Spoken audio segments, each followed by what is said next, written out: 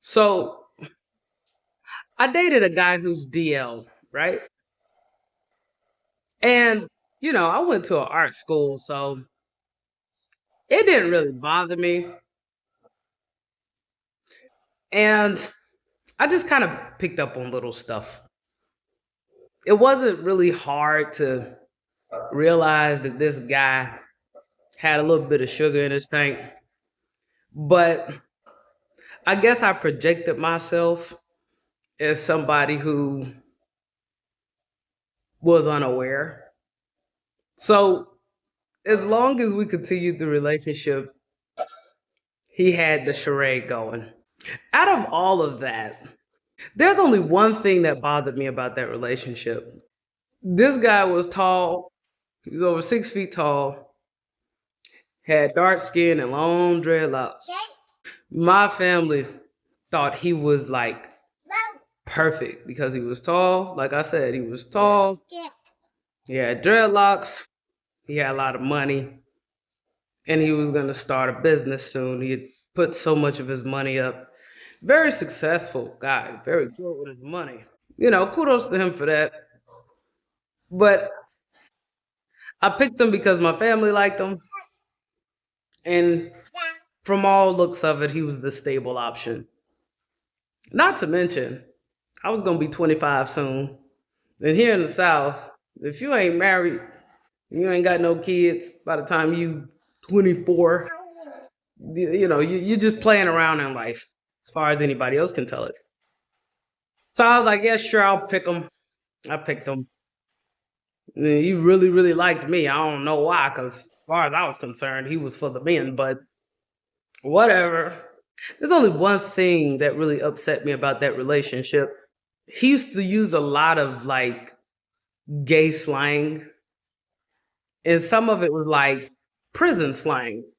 One of the terms he used to use all the time, he used to call me a monkey mouth. I looked up what a monkey mouth is, right?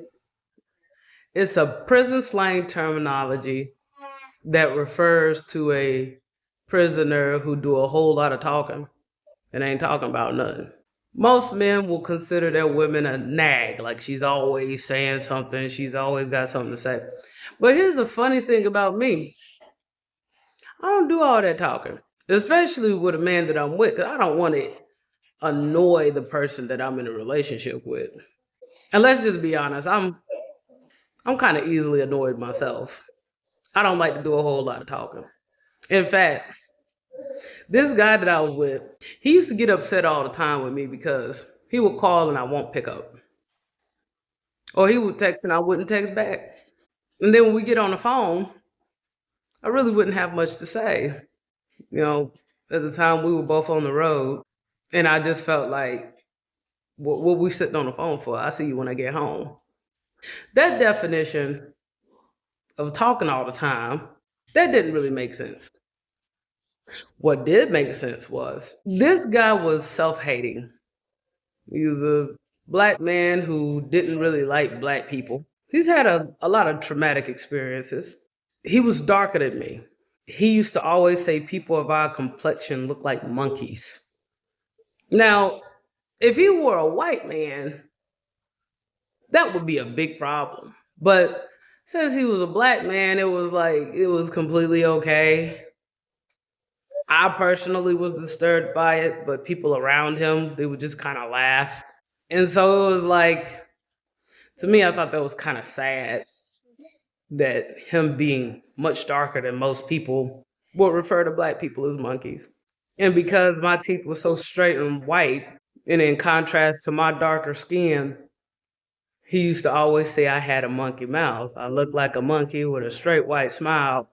Notice how him liking men doesn't disturb me nearly as much.